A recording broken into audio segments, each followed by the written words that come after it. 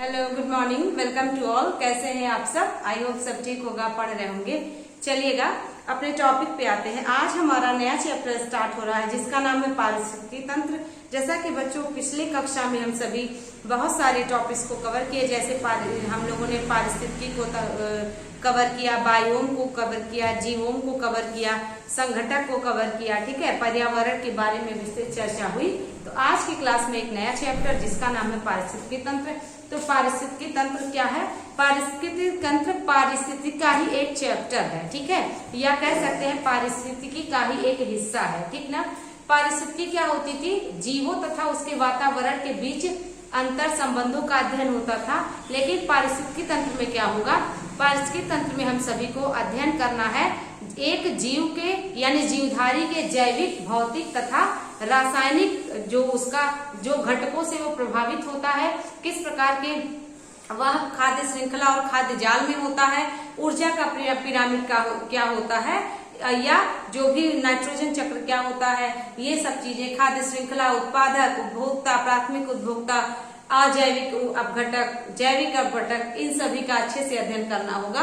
तो इन सभी का मिला जुला रूप पारिस्थितिकी तंत्र कहलाता है। वैसे पारिस्थितिकी को तंत्र को एक शब्द में पढ़े तो हम सभी कह सकते हैं जीवों तथा उसके वातावरण के बीच परस्पर जो संबंध है, जिसमें वह जैविक, भौतिक और रासायनिक घटकों द्वारा प्रभावित होता है, उसको हम सभी पारिस्थितिकी तंत्र कहते हैं। और ये पारिस्थितिकी तंत्र कई प्रकार का होता है। स्थल पारिस्थितिकी तंत्र और जलीय पारिस्थितिकी तंत्र, वन पारिस्थितिकी तंत्र। इसका मतलब कि कोई भी जीव जंतु, कोई भी कह सकते हैं जीवधारी, मतलब पेड़ पौधा, कवक, कैसे आपस में सामंजस्य बनाकर रहते हैं, खाद्य श्रृंखला इनकी क्या होती है, किस प्रकार से ये परस्पर जीवन व्यतीत करते हैं। और ऊर्जा का एकमात्र स्रोत पारिस्थितिकी तंत्र में सूर्य होता है और इनका जो प्रवाह होता है वो एक दिवसीय होता है। इन सभी का अध्ययन पारिस्थितिकी तंत्र में करना होगा। तो चलिएगा सबसे पहले हम ये जान लेते हैं पारिस्थितिकी तंत्र का प्रयोग किसने किया। तो सबसे पहले पारिस्थितिकी तंत्र का प्रयोग अर्नेस्ट हेकल महोदय ने पारिस्थितिकी का प्रयोग किया था। पारिस्थितिकी तंत्र का प्रयोग एजी टांसले महोदय करते हैं और 1935 में। तो पारिस्थितिकी का प्रयोग की बात करें तो अर्नेस्ट हेकल 1869 में, और अगर पारिस्थितिकी तंत्र की बात करें तो सबसे पहले पारिस्थितिकी तंत्र का प्रयोग किया था एजी टांसले ने 1935 ईस्वी में। और इन्होंने बताया कि जीवधारियों पर भौतिक वातावरण का क्या प्रभाव पड़ता है, कैसे जैविक वातावरण के साथ सामंजस्य स्थापित करते हैं, उसका जो एक पारिस्थितिकी तंत्र है, एक निश्चित क्षेत्र में इनका आपस में सामंजस्य रहता है, इनकी खाद्य जाल क्या होता है, इनका खाद्य श्रृंखला क्या होता है, ऊर्जा का पिरामिड क्या होता है, कितने प्रतिशत ऊर्जा आगे बढ़ती है, एक जीव दूसरे जीव को मार करके खाता है, कितने हैं जैविक अपघटक, प्राथमिक उपभोक्ता, द्वितीयक उपभोक्ता, तृतीयक उपभोक्ता, अपघटक, तो कौन से उपभोक्ता किस श्रेणी में आते हैं, पिरामिड क्या है, इन सभी को उन्होंने बताया कि यही सब पारिस्थितिकी तंत्र होता है। तो आई होप आप समझ पाए होंगे पारिस्थितिकी तंत्र का महत्व, पारिस्थितिकी तंत्र के कार्य, सभी का डिटेल स्टडी आज करेंगे। इसके बाद हम सभी आगे बढ़ेंगे पारिस्थितिकी तंत्र के प्रकार के बारे में। लेकिन सबसे पहले पारिस्थितिकी तंत्र, उसके कार्य, उसके महत्व, ठीक है, पारिस्थितिकी का और पारिस्थितिकी तथा पारिस्थितिकी तंत्र में अंतर क्या है, इन सभी को अच्छे से जान लेना होगा। उसके बाद ही चैप्टर को आगे बढ़ाना होगा। तो चलिएगा स्टार्ट करते हैं। तो चलिए पहला पॉइंट देखिए, सबसे पहले देखिए पारिस्थितिकी तंत्र को पारितंत्र भी कहते हैं। तो यदि कहीं आपको पारितंत्र मिलता है तो आप कंफ्यूज नहीं होंगे। पारितंत्र बराबर पारिस्थितिकी तंत्र।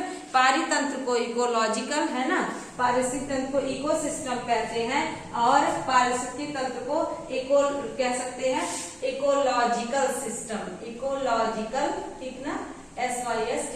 इकोलॉजी होता तो पारिस्थितिकी हो जाता। इकोलॉजिकल सिस्टम का मतलब होता है पारिस्थितिकी तंत्र और इको सिस्टम का मतलब पारितंत्र। तो इकोलॉजी आप जानते हैं पारिस्थितिकी होता है, इकोलॉजिकल सिस्टम का मतलब, सिस्टम मतलब आप जान ही रहे हैं कि सिस्टम एक व्यक्ति से नहीं चलता है। सिस्टम के अंतर्गत आप ऐसे समझे कई सारे पार्ट हैं, वो सारे पार्ट नेचर के द्वारा अपने अपने कार्यों में बांटे गए हैं, तो सभी का अध्ययन करना है।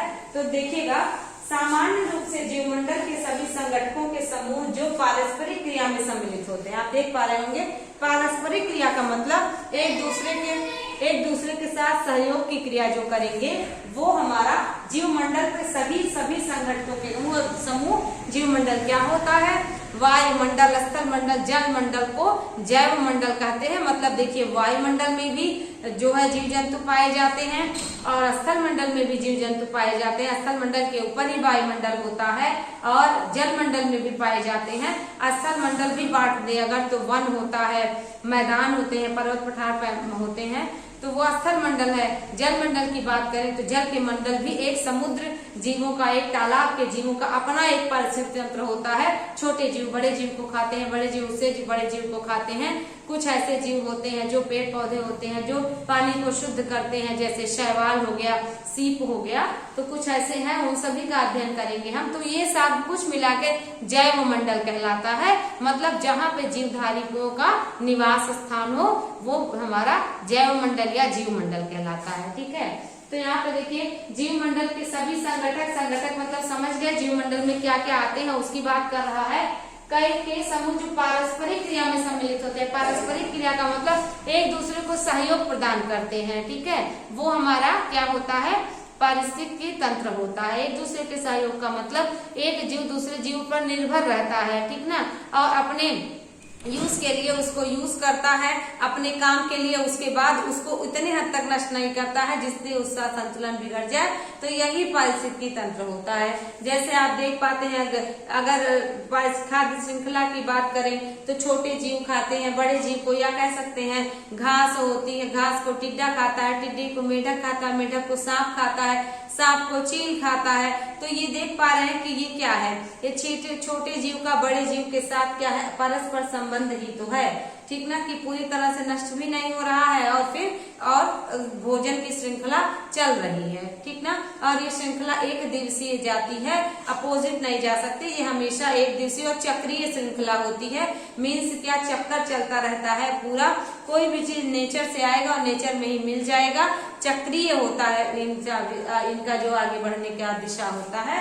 तो वही कह रहा है कि पारस्परिक क्रिया में सम्मिलित होते हैं, पारितंत्र कहलाते हैं, पारिस्थितिकी तंत्र कहलाते हैं। इसके बाद और आगे बढ़िएगा तो लिखा है कि देखिए, अर्थात जीव जंतु एवं पौधों का वातावरण के प्रति पारस्परिक संबंध। ठीक है, पारस्परिक संबंध ही पारिस्थितिकी तंत्र कहलाता है। क्या? देखिए, जीव जंतु एवं पौधों तथा जीव। ठीक ना, जीव जंतु एवं पौधों, बिल्कुल सही। कुछ जीव रहते हैं जो पौधों पर ही निर्भर रहते हैं, कुछ पौधे होते हैं जो जीव जंतु की ही सहारे पनपते हैं, बड़े होते हैं, या कुछ जीव ऐसे होते हैं जो पौधे पर उग करके अपना जीवन यापन करते हैं। कुछ जीव ऐसे होते हैं जो पौधे पर रह करके अपना जीवन यापन करते हैं। ये सभी चीज पारिस्थितिकी तंत्र का हिस्सा होती है। फिर देखिए, जिसके अंतर्गत जैविक समुदाय तथा अजैविक संगठकों, जैविक समुदाय का मतलब जैविक पर्यावरण जिसमें पादप, जीव जंतु और अपघटक आएंगे। इसके बाद देखिएगा अजैविक संगठकों में आप देख पा रहे हैं पर्वत पठार, मैदान, मरुस्थल, हिमनद, ग्लेशियर, ये सब आ जाएंगे अजैविक में। ठीक ना, के सकल समुच्चय तथा किसी निश्चित समय इकाई के अंतर्गत आपसी अंतर क्रियाओं को सम्मिलित किया जाता है। तो भौतिक और जैविक जो दो होते हैं उन्हीं को अजैविक भी कहते हैं। वही हमारा क्या कहलाता है? वही पारिस्थितिकी तंत्र कहलाता है। वो आप समझ पाए होंगे जीवों तथा उसके साथ अंतर संबंध जिसमें जीव अपना अस्तित्व बनाए रखता है। इसमें अजैविक और जैविक दोनों शामिल होते हैं। यही पारिस्थितिकी तंत्र होता है। पारिस्थितिकी तंत्र का सर्वप्रथम प्रयोग एजी टांसले ने 1935 ईस्वी में किया था। अब एजी टांसले महोदय ने क्या परिभाषा दिया था उसको देखिएगा। कह रहा पारिस्थितिकी तंत्र भौतिक तंत्रों का एक विशेष प्रकार है। भौतिक तंत्र का मतलब कि जहाँ पर शारीरिक स्थिति हो या जहाँ पर नेचर की एक ऐसी जो है देन हो, जहाँ पर मनुष्य, जहाँ पर जीव जंतु, जहाँ पर पेड़ पौधे सरवाइव करते हैं, यही व्याख्या करने का प्रयास कर रहे हैं एजी टांसले महोदय। तो एजी टांसले महोदय यहाँ पर देखिए क्या कह रहे हैं। यहाँ पर कह रहे हैं कि पारिस्थितिकी तंत्र भौतिक तंत्रों का एक विशेष प्रकार है। इसकी रचना जीवों तथा अजैविक संगठकों से होती है। जीवों तथा अजैविक संगठकों का मतलब जैविक तथा अजैविक। जैविक में पादप, जीव जंतु और अपघटक, ये तीनों मिलाकर, और जैविक में पर्वत, पठार, मैदान, मरुस्थल जो भी आपको बताए गए हैं उनकी मिली जुली रचना। बिल्कुल सही। जब भी मरुस्थल पर मरुस्थल के अधीन परिस्थितियां बनेंगी तो वहां पर मरुस्थलीय जीव पनपेंगे, एक दूसरे के साथ सर्वाइव करेंगे। यदि पर्वत की बात करें तो पर्वत पर ऊंचाई के साथ जैसी परिस्थितियां बनेगी वैसे वन, वैसे जीव जंतु वहां विकसित होंगे। यदि हम सभी बात करते हैं तटीय प्रदेशों की तो वहां पर जैसी परिस्थितियां बनेगी वहां का पारितंत्र वैसे विकसित होगा, वहां पर वनस्पतियां और जीव जंतु आपस में सर्वाइव करके रहेंगे। तो यहाँ पर यही कहने का प्रयास कर रहे हैं कि भौतिक तंत्रों का एक विशेष प्रकार, इसकी रचना जीवों तथा अजैविक संगठनों से होती है। यह विवृत तंत्र है, मतलब ओपन सिस्टम है। यहाँ पर किसी का दबाव नहीं है, किसी का प्रेशर नहीं है कि नहीं इस प्रकार के जीव यहीं पर जन्मेंगे, बिल्कुल भी है ऐसा जो है प्रेशर नहीं है। तो ओपन सिस्टम है, ओपन तंत्र है, विविध जिसको कहते हैं, तथा विभिन्न आकारों तथा प्रकारों का होता है। बिल्कुल सही, इसका कोई निश्चित प्रकार नहीं है। जैसे आप देख पा रहे होंगे समुद्र में अपना पारिस्थितिकी तंत्र, स्थल का अपना पारिस्थितिकी तंत्र, वन का अपना पारिस्थितिकी तंत्र है। तो ये अपना जीवों के आधार पर और पेड़ पौधों के आधार पर जैसे जिसकी श्रृंखला, जैसे जिसका विकास एक दूसरे पर निर्भरता होता है, वही यहाँ पर कह रहा है कि आकारों तथा प्रकारों का होता है, अलग अलग होता है। ठीक है, ऊर्जा का पिरामिड वगैरह इसी में पढ़ना पड़ेगा। पारिस्थितिकी तंत्र गतिक तंत्र होता है। बिल्कुल सही। गतिक तंत्र का मतलब आप समझ पा रहे होंगे। गतिक तंत्र का मतलब कि जैसे कोई भी चीज आता है, गति करता है, मोशन करता है और फिर से प्रकृति में विलीन हो जाता है, समाप्त हो जाता है, फिर से वो आता है धरती पर, फिर से वो भोजन बनाता है, सर्वाइव करता है, फिर मर जाता है, फिर अपघटक उसको नष्ट कर देते हैं, और जब अपघटक उसको नष्ट कर देते हैं तो नष्ट करने के बाद फिर से वो प्रकृति में मिल जाता है, फिर से नए पेड़ पौधे, नए जीव का जन्म होता है। तो यहाँ पर यही गतिक तंत्र की बात कर रहा है। ठीक है, फिर देखिएगा पारिस्थितिकी और पारिस्थितिकी तंत्र में अंतर, इसको समझना होगा। पारिस्थितिकी तंत्र क्या होता है? यह वास्तव में पारिस्थितिकी के अध्ययन का एक अध्ययन क्षेत्र है। तो पारिस्थितिकी का एक हिस्सा पारिस्थितिकी तंत्र है, न कि पारिस्थितिकी तंत्र का हिस्सा पारिस्थितिकी, क्योंकि पारिस्थितिकी में जीवों तथा उसके वातावरण के अंतर संबंधों का अध्ययन। तो यहाँ पर जीव और उनके वातावरण ये बहुत ब्रॉड क्षेत्र हो गया। इसके अंतर्गत कौन सा जीव है, किसका अपना कैसा पारितंत्र है, किसकी अपनी कैसी खाद्य श्रृंखला है, किसका अपना कैसा ऊर्जा का पिरामिड है, खाद्य जाल है, ये पारिस्थितिकी तंत्र है जो कि पारिस्थितिकी का एक हिस्सा है। अगला देखिएगा पारिस्थितिकी क्या होता है। यह सभी जीवों तथा उनके भौतिक पर्यावरण एवं भिन्न जीवों में पराश्रिता, परस्पराश्रिता मतलब एक दूसरे पर आश्रित रहना, परस्पर अभिक्रियाशीलता तथा उनके मध्य विद्यमान अंतर संबंधों का अध्ययन है। बिल्कुल सही। यहाँ पर कह रहा है कि पारिस्थितिकी के अंदर पारिस्थितिकी तंत्र एक पार्ट है, एक हिस्सा है। लेकिन पारिस्थितिकी की बात करें तो पारिस्थितिकी यहाँ पर देखिएगा ओवरऑल किसी जीव की, किसी पेड़ पौधे के, किसी जीवधारी के सब पार्ट्स का अध्ययन हो जाएगा। जीव उनके भौतिक पर्यावरण मतलब कैसा उनका रहन सहन है, कैसे नेचर ने उनको किन परिस्थितियों में ढाल दिया है। विभिन्न जीवों ने परस्पराश्रिता मतलब एक दूसरे के साथ कैसे आश्रित है, कैसे सामंजस्य बना के रह रहे हैं, परस्पर अभिक्रिया और एक दूसरे के साथ मिलकर के कैसे अभिक्रिया कर रहे हैं। तो वही सब चीज है कि कैसे परजीवी है, सहजीवी है, मृतोपजीवी है, अधिपादकता है, कीट भक्षी पौधे हैं। तो ये सब आपको बताया गया था। वही चीज कह रहा है विद्यमान परस्पर संबंध, अंतर संबंधों का अध्ययन क्या है, पारिस्थितिकी है। और पारिस्थितिकी तंत्र पारिस्थितिकी का एक हिस्सा है। ओके, तो आई होप आपको इतना कॉन्सेप्ट समझ में आया होगा। अब देखिएगा पारिस्थितिकी तंत्र के सबसे पहले देख लेते हैं पारिस्थितिकी तंत्र की विशेषताएं। तो कौन कौन सी विशेषताएं पारिस्थितिकी तंत्र में होनी चाहिए, कौन सा ऐसा मूल्य होगा, कौन सा ऐसा पॉइंट होगा जिससे ये पता चलेगा कि उस अच्छे पारिस्थितिकी तंत्र के अंतर्गत ये आवश्यक है। ऐसे कह सकते हैं पारिस्थितिकी तंत्र की विशेषताएं या पारिस्थितिकी तंत्र के कह सकते हैं अनिवार्य तत्व। ठीक है ना, अनिवार्य तत्व। इसका मतलब किसी एक अच्छे पारिस्थितिकी तंत्र में ये पॉइंट्स होने चाहिए, अन्यथा वो अच्छा पारिस्थितिकी तंत्र नहीं माना जाएगा।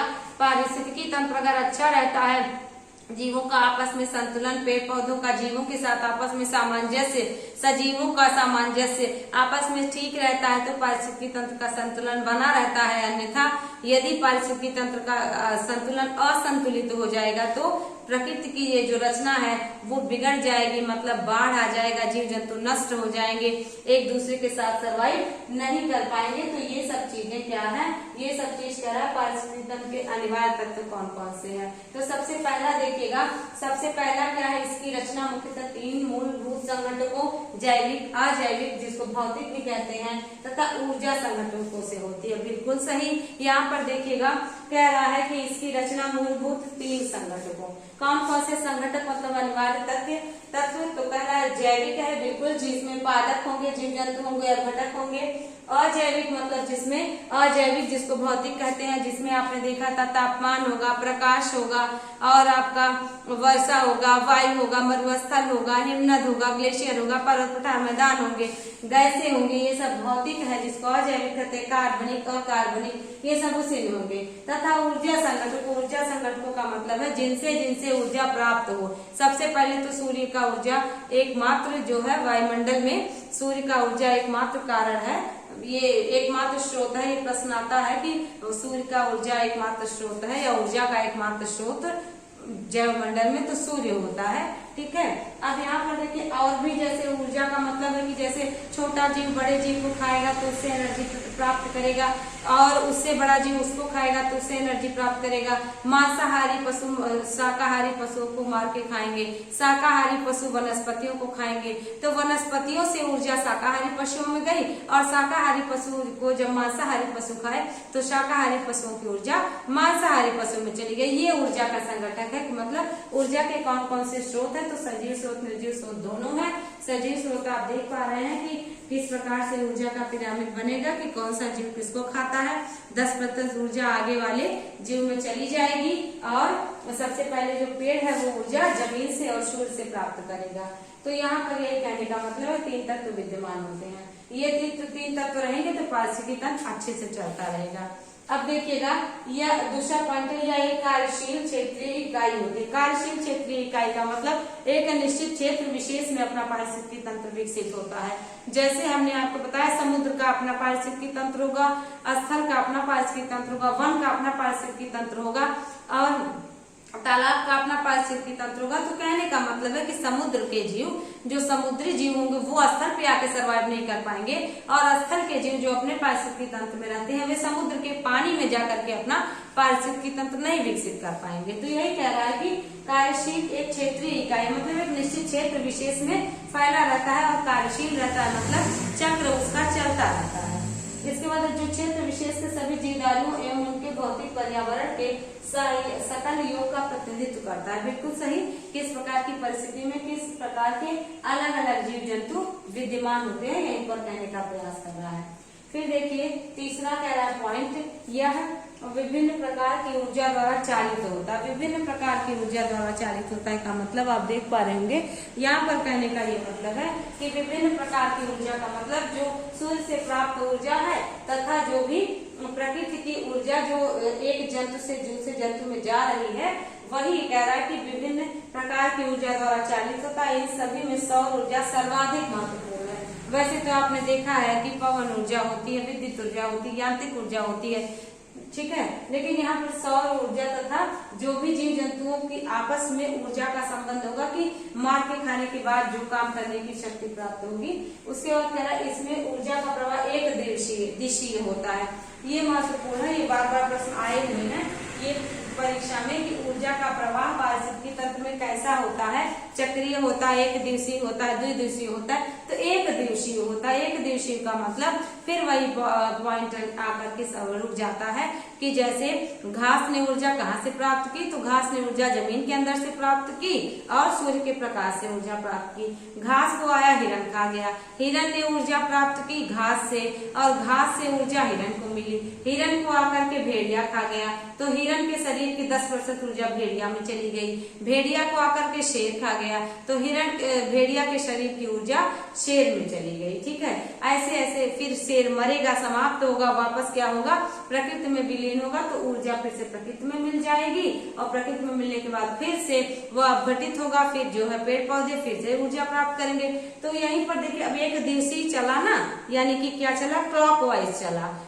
आप देख पा रहे होंगे छोटे जीव से ऊर्जा आगे बढ़ी, इसके बाद दूसरी तरफ चली, फिर अगले जंतु में गई, फिर अगले जंतु फिर प्रकृति में विलीन हो गई, फिर नए पौधे पे को ऊर्जा मिली। पहला तो ये है। दूसरा देखिए सूर्य की ऊर्जा की बात अगर करें तो सूर्य की ऊर्जा जो भी धरती पर आती है तो कुछ जो है पौधों द्वारा अवशोषित कर ली जाती है, कुछ जमीनों में सोख ली जाती है, कुछ व्यक्ति अपने जो यूज में ले लेता है। उसके बाद टोटल ऊर्जा का फिर टोटल ऊर्जा जो भी पौधे संश्लेषित करते हैं या धरती पर यूज होता है, उसके बाद जो है कुछ ऊर्जा वापस चली जाती है, लौट जाती है।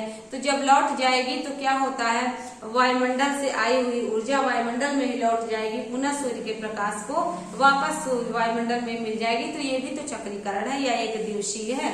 तो यहाँ पर यही कहने का प्रयास कर रहा है, ये बार परीक्षा में पूछा गया है। आगे बढ़ते हैं। यह तंत्र भूतल पर एक सुनिश्चित क्षेत्र धारण करता है। बिल्कुल सही, यह तंत्र भूतल पर मतलब पृथ्वी पर एक निश्चित क्षेत्र विशेष में पनपता है। वन का पारिस्थितिकी तंत्र है, स्थल का पारिस्थितिकी तंत्र है, समुद्र का, तो एक निश्चित क्षेत्र विशेष तक ही एक पारितंत्र फैलेगा। ये हमारा क्या कहलाएगा, ये आपका सुनिश्चित क्षेत्र, मतलब एक निश्चित क्षेत्र पर ही एक पारितंत्र फैला होता है। वहां पर अलग अलग प्रकार के जीव जंतु और पौधे आपस में सामंजस्य स्थापित करके रहते हैं।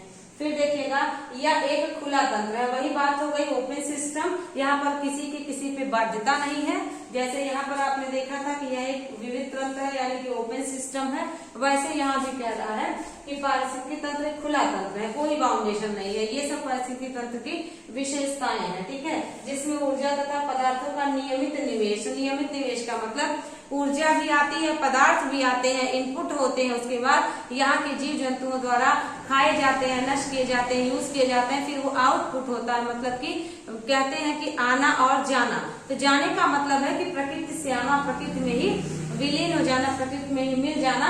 मिलने के अलग अलग माध्यम हो सकते हैं कि जो है सीधे कोई जंतु मर के नष्ट हो जाए, पेड़ पौधा मर के नष्ट हो जाए, किसी के द्वारा नष्ट कर दिया जाए। तो यहाँ पर कुल मिला जुला के आवागमन बहिर्गमन यानी कि निवेश यानी इनपुट कहते हैं, इनपुट मतलब होता है आना, और बहिर्गमन मतलब आउटपुट यानी कि जाना। तो पदार्थों का नियमित आना और जाना लगा रहता है। बिल्कुल सही। अगर आप देखें तो नाइट्रोजन चक्र, कार्बन चक्र, जल चक्र, ठीक ना, और आपने देखा होगा कि गैसों का जो चक्र है और भूरासायन, जैव भूरासायनिक चक्र, तो ये सब क्या है, पृथ्वी जो है वायुमंडल से आना, वायुमंडल में ही समाप्त हो जाना। यही चीज कह रहा है कि आना तथा जाना ऊर्जा के तथा पदार्थों का नियमित, ठीक है। फिर देखिएगा 6 पॉइंट, यहाँ पर कह रहा है कि जब एक पारिस्थितिकी तंत्र में एक या एक से अधिक नियंत्रित कारकों में अव्यवस्था नहीं होती है। एक या एक से अधिक नियंत्रित कारक का मतलब है कि जैसे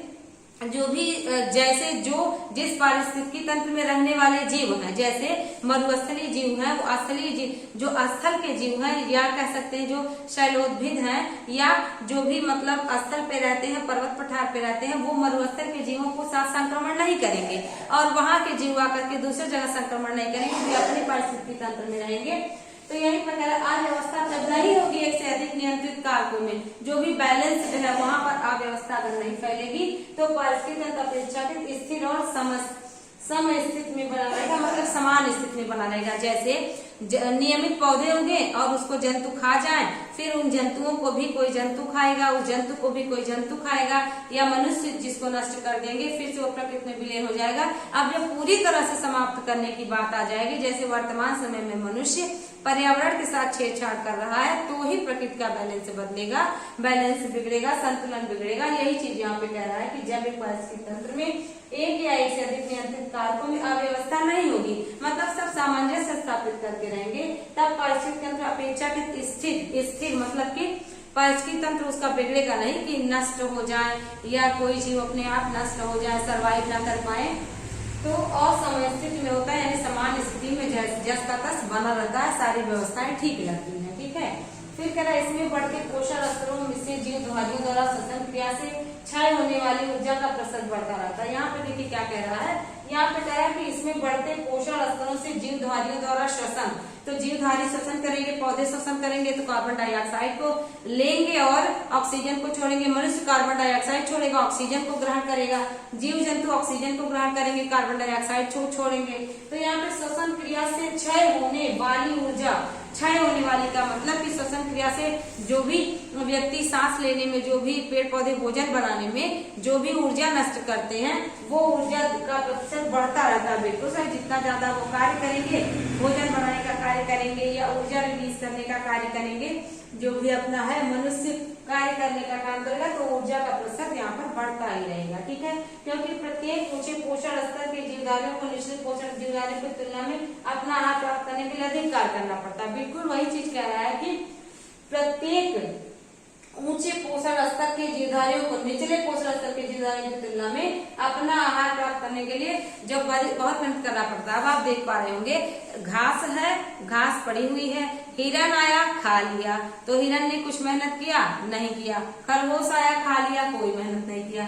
लेकिन अब हिरन और खरगोश को खाने के लिए भेड़ियों को शिकार करना पड़ेगा, घात लगाना पड़ेगा, शिकार करना पड़ेगा, मारना पड़ेगा, नोचना पड़ेगा, खाना पड़ेगा। मेहनत लगा तो उसका ऊर्जा ज्यादा रिलीज हुआ, बढ़ा।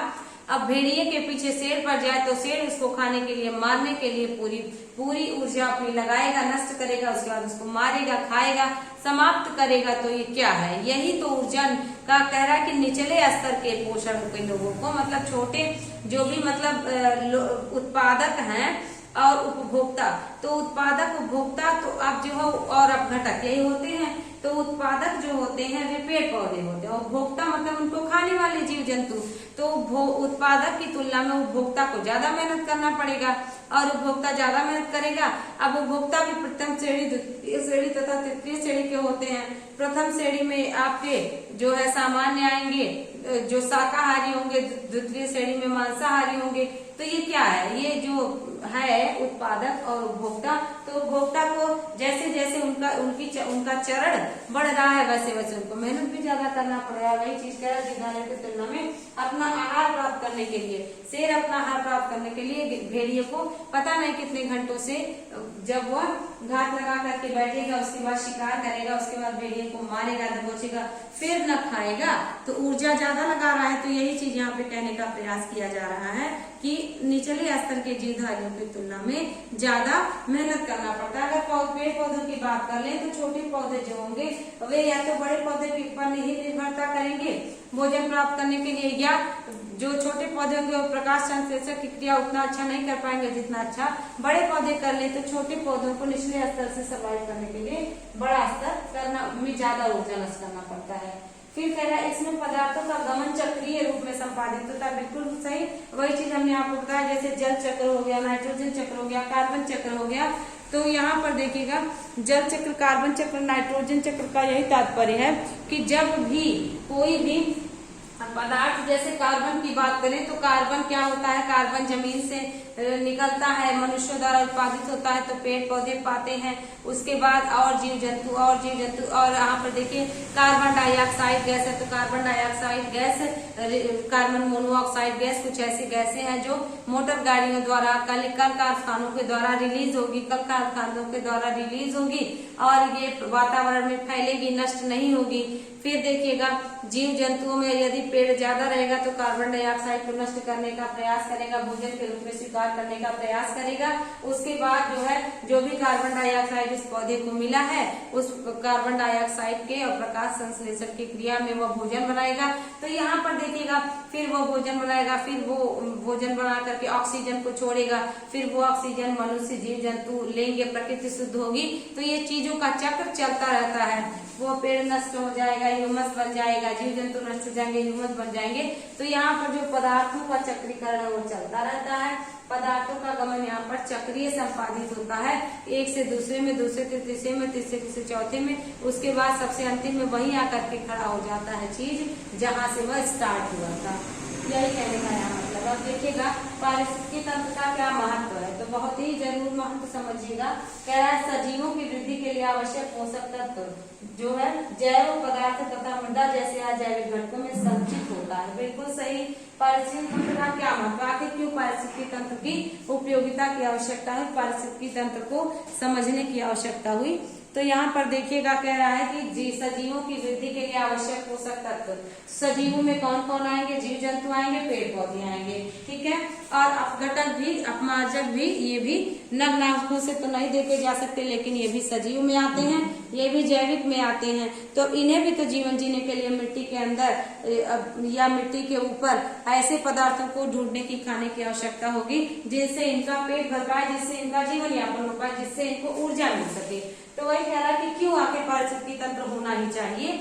जाहिर सी बात है कि सभी जीव जंतुओं को परस्पर सामंजस्य स्थापित करने के लिए एक दूसरे को खाकर एक दूसरे के साथ सामंजस्य स्थापित करके इसी वातावरण की श्रृंखला में रहना होता है, इसीलिए पारिस्थितिकी तंत्र बहुत अनिवार्य है। तो कह रहा सजीवों की दृष्टि से वृद्धि के लिए आवश्यक पोषक तत्व जैव पदार्थ तथा मृदा जैसे अजैविक घटकों में संचित होता है। बिल्कुल सही है, सजीवों की वृद्धि के लिए आवश्यक पोषक तत्व। अब देखिए नाइट्रोजन की बात करें तो पौधे नाइट्रोजन जमीन से प्राप्त करते हैं, लेकिन जो कीटभक्षी पौधे होते हैं उनको नाइट्रोजन नहीं मिलता, तो कीटों को खा करके नाइट्रोजन लेता है। तो फिर क्या होता है, वो जब नष्ट हो जाता है तो फिर नाइट्रोजन जमीन के अंदर चला जाता है। यही कह रहा है कि पोषक तत्व जैव पदार्थ तथा मृदा जैसे अजैविक घटकों, है ना, जैव पदार्थ तथा मृदा जैसे जो भी पोषक तत्व मिलने चाहिए सजीवों को, वो जो है जीव जंतुओं के लिए जो आवश्यक पदार्थ है उनसे, तथा मृदा जैसे अजैविक घटकों में संचित होता है उससे प्राप्त करते हैं, ठीक है। इन पोषक तत्वों का प्रवाह पारिस्थितिकी तंत्र में चक्रीय रूप से होता रहता है। आपको समझाया गया कि जिस प्रकार से जल धरती के अंदर है या धरती के ऊपर है, तो प्रकाश के द्वारा, धूप के द्वारा उसको अवशोषित किया जाएगा। अवशोषित कैसे किया जाएगा, कुछ पौधे अवशोषित कर लेंगे, कुछ ताप के द्वारा वह आसमान में उड़ जाएगा वाष्प बन करके, और जब आसमान में वाष्प बन करके उड़ जाएगा तो सबसे बड़ी बात क्या होगी, फिर वह संघनित होगा। पहले वह बादल बनेगा, फिर संघनित होगा, फिर बूंद के रूप में कन्वर्ट होकर फिर धरती पर आ गया, फिर वह बटा, कुछ भाग तालाबों महासागरों में गया, कुछ भाग जो है वायुमंडल में वापस वाष्प के रूप में उड़ गया, कुछ जो है जमीन के अंदर पेड़ों द्वारा सोख लिया गया, कुछ जमीन के अंदर सोख लिया गया। तो ये चक्रीकरण जो है चलता रहता है, ये कह रहा है, ठीक है। इसके बाद देखिएगा पारिस्थितिकी तंत्र के विशेष घटक विशिष्ट संरचना में जुड़कर, तो विशेष घटक का क्या है, जैविक घटक है और अजैविक घटक है। जैविक घटक में आपके प्राथमिक है और द्वितीयक उपभोक्ता, तृतीयक उपभोक्ता है, और उत्पादक है, उत्पादिक उपभोक्ता। अपघटक आप जानते हैं प्रकृति का अपमार्जक, प्रकृति का सुरक्षा का, और या प्रकृति का मेहतर कहा जाता है सूक्ष्म जीवों को, जो सड़ी गली चीजों को या बिना सड़ी गली चीजों को ही जमीन के अंदर नष्ट कर देते हैं, उनसे ऊर्जा प्राप्त करते हैं, ठीक है। ये कह रहा है कि इन पोषक तत्वों का प्रभाव पारिस्थितिकी तंत्र की संरचना में चक्रीय रूप से होता रहता है। पारिस्थितिकी तंत्र के विशेष घटक आपको बता दिए, जैविक अजैविक, ठीक है। विशिष्ट संरचना में जुड़कर पारिस्थितिकी तंत्र को स्थायित्व प्रदान करते हैं, बिल्कुल सही। जो है भौतिक पर्यावरण, जैविक पर्यावरण के साथ सामंजस्य, और जैविक पर्यावरण के जो जीव जंतु हैं, जीवधारी हैं, वे भौतिक पर्यावरण में रहकर सामंजस्य स्थापित करते हैं और पारिस्थितिकी तंत्र में स्थायित्व प्रदान करते हैं, उसका बैलेंस नहीं बिगड़ पाता है। तो यही चीज क्या है, यही चीज पारिस्थितिकी तंत्र है, ठीक ना। अब देखिएगा पारिस्थितिकी तंत्र के क्या कार्य कौन कौन से हैं। तो सबसे पहला कार्य देखिएगा, कह रहा है कि पारिस्थितिकी तंत्र के माध्यम से ऊर्जा बहती है। बिल्कुल, ऊर्जा बहने का मतलब है एक जो भी ऊर्जा एक जीव से या एक पादप से दूसरे जीव में, दूसरे जीव से तीसरे जीव में, तीसरे जीव से चौथे जीव में, और देखिएगा सूर्य की ऊर्जा मनुष्यों में, जीव जंतुओं में, पेड़ पौधों में अवशोषित होगी। तो ये क्या है, ये बहता हुआ है। बहता हुआ का मतलब एक दूसरे के सहारे आगे बढ़ते जाना, जो जीवों के विभिन्न प्रकार के काम करने को सक्षम बनाती है। बिल्कुल सही, ऊर्जा ही व्यक्ति को, ऊर्जा ही पौधों को, और ऊर्जा ही सबको एनर्जी प्रदान करती है। और सिस्टम की उपयोगिता के संदर्भ में यह ऊर्जा अंततः गर्मी के रूप में खो जाती है। बिल्कुल सही, सभी लोग मेहनत करते हैं और सभी के पसीना निकलता है, या कह सकते हैं सभी को जो गर्मी लगती है, और ये ऊर्जा वापस थकान के रूप में, ऊर्जा वापस वाष्प के रूप में आसमान में या प्रकृति में मिल जाती है। तो यहाँ पर गर्मी के रूप में खो जाती है, कह रहा है। अब देखिए खाद्य पदार्थों के पोषक तत्वों का भी उपयोग नहीं किया जाता। खाद्य पदार्थों के पोषक तत्वों का उपयोग नहीं किया जाता। खाद्य पदार्थ के पोषक तत्व क्या है, तो खाद्य पदार्थ के पोषक तत्व आपका यहाँ पर हो जाएंगे, उपयोग नहीं किया सकता। हम अनिश्चित काल के लिए उन्हें बार बार रिसाइकिल कर सकते हैं। बिल्कुल, खाद्य पदार्थों के पोषक तत्वों का उपयोग नहीं किया जा सकता का मतलब, यदि आप नींबू खा रहे हैं तो नींबू में विटामिन सी है, तो क्या विटामिन सी आप निकाल पाएंगे? बिल्कुल नहीं निकाल पाएंगे। यदि आप गाजर खा रहे हैं तो उसमें विटामिन ए है, तो गाजर का विटामिन ई आप अलग से निकाल पाएंगे? नहीं निकाल पाएंगे। कैसे उसको आप प्राप्त कर सकते हैं? गाजर जब खाएंगे तो आपके शरीर में विटामिन ए की मात्रा, नींबू खाएंगे तो विटामिन सी की मात्रा, ठीक ना, मिलेगा आपको। तो जब विटामिन सी की मात्रा आपको मिलेगी, एसिटिक की मात्रा मिलेगी, एसिटिक एसिड की, तो यहीं पर कह रहा है कि तत्वों का उपयोग नहीं किया जाता है, पोषक तत्वों का भी उपयोग नहीं किया जाता है। यानी कि खाद्य पदार्थों के पोषक तत्वों को आप निकाल नहीं सकते हो, उसको यूज नहीं कर सकते हो, उसको आप प्राप्त कर सकते हो। हम अनिश्चित काल के लिए बार बार रिसाइकिल कर सकते हैं कि बार बार उसको रिसाइकिल किया जाए, उसके पोषक तत्व निकाल नहीं सकते हैं, ठीक ना। यहीं पर कहा जा रहा है। फिर देखिएगा पारिस्थितिकी संतुलन क्या है, क्या क्या तथ्य उत्तरदायी है पारिस्थितिकी संतुलन के लिए, ये बात आपको समझनी होगी। अब ध्यान दीजिएगा, कह रहा है कि किसी पारितंत्र में विभिन्न जीवों के समुदाय में परस्पर गतिक सभ्यता की अवस्था ही पारिस्थितिकी संतुलन है। तो यहाँ पर समुदाय किसका होगा? समुदाय जीव जंतुओं का होगा, मनुष्यों का होगा, जीवधारियों का होगा। तो कह रहा है किसी पारितंत्र में या पारिस्थितिकी तंत्र में विभिन्न जीवों के समुदाय परस्पर गतिक सभ्यता, मतलब मोशन होता रहे की अवस्था ही पारिस्थितिकी संतुलन है कि एक दूसरे को यूज करें, एक दूसरे को कोऑपरेट करें, एक दूसरे को सहयोग प्रदान करें और आपने भी आगे बढ़ते रहे, सबको आगे बढ़ने दें। यहाँ पर वही कह रहा है कि गतिक सभ्यता की अवस्था ही पारिस्थितिकी संतुलन है। बिल्कुल सही। यदि कोई भी ऐसा जीव है, कोई भी ऐसा मांसाहारी जीव है, कोई भी ऐसा शाकाहारी जीव है, यदि सभी जीव शाकाहारी करने लगे तो वन है, छोटे पेड़ पौधे हैं, घास है, सब नष्ट हो जाएगी।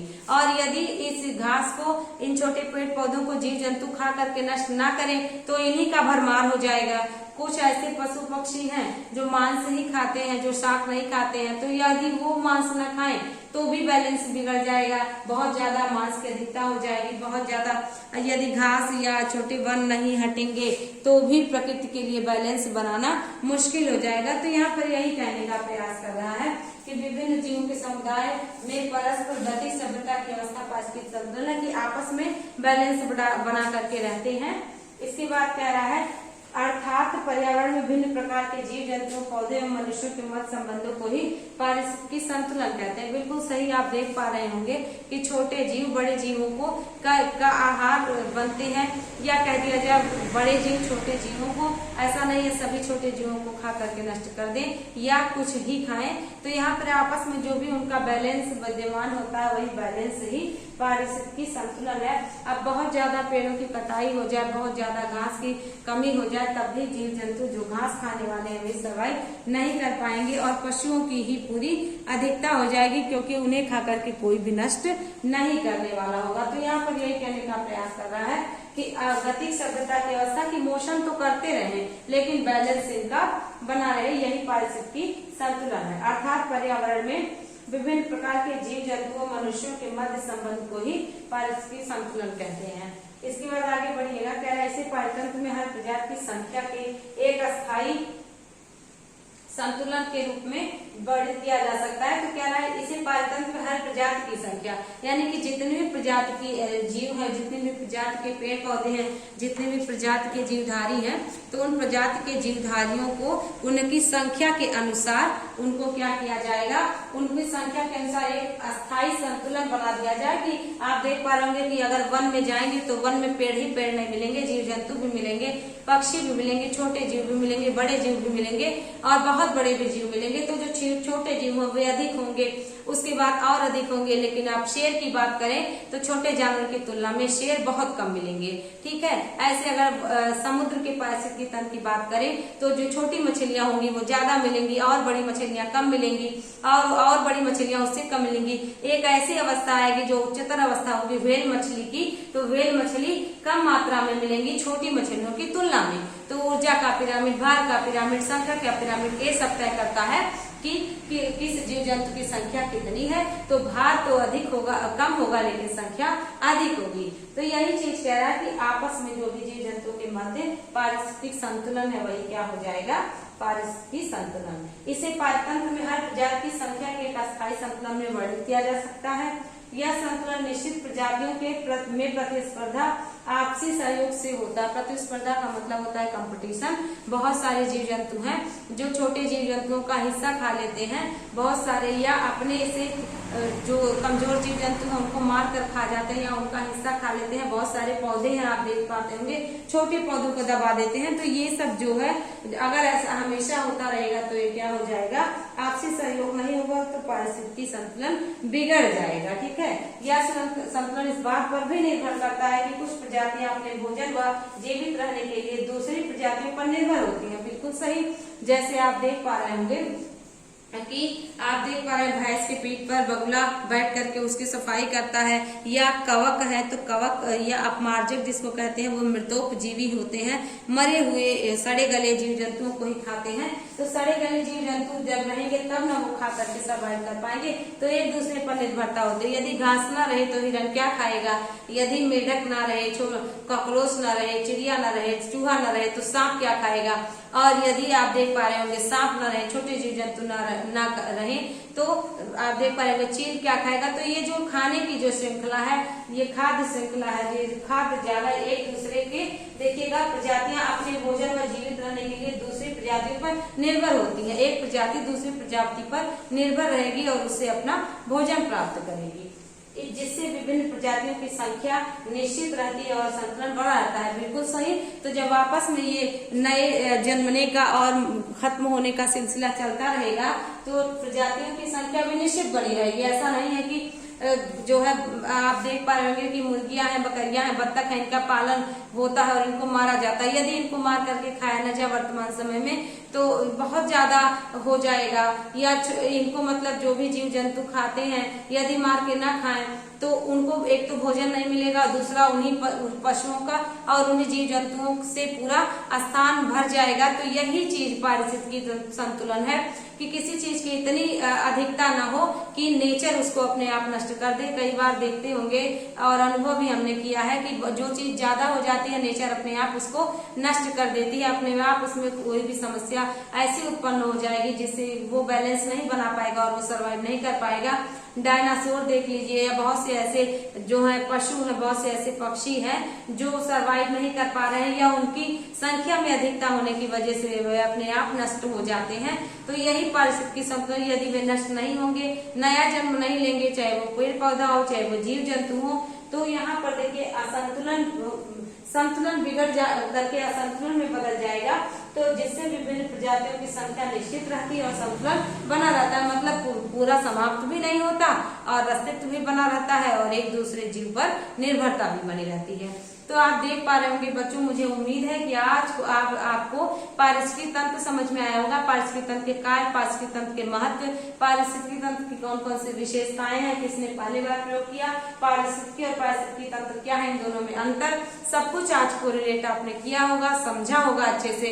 अगली क्लास हम लोगों की होगी पारिस्थितिकी तंत्र के घटक। उसमें अब देखा जाएगा कि कौन कौन से किन आधारों पर पारिस्थितिकी तंत्र के कितने प्रकार हैं, स्थलीय पारिस्थितिकी तंत्र के क्या हिस्सा है और जलीय पारिस्थितिकी तंत्र या सामुद्रिक पारिस्थितिकी क्या है, और आप देख पाओगे वन का पारिस्थितिकी तंत्र कैसा होता है। इन सभी बातों की चर्चा अगली क्लास में होगी। तो आप भी अच्छे से नोट्स बना करके पढ़ते रहिएगा और मिलते हैं कल की क्लास में। आज के लिए बस इतना ही। Thank you so much. बहुत अच्छे से आई होप आप समझे होंगे।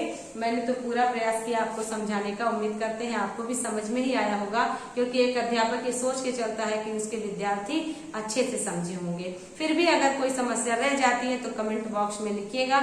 यहाँ से आपको आपकी समस्या का समाधान करने का प्रयास किया जाएगा। Thank you so much.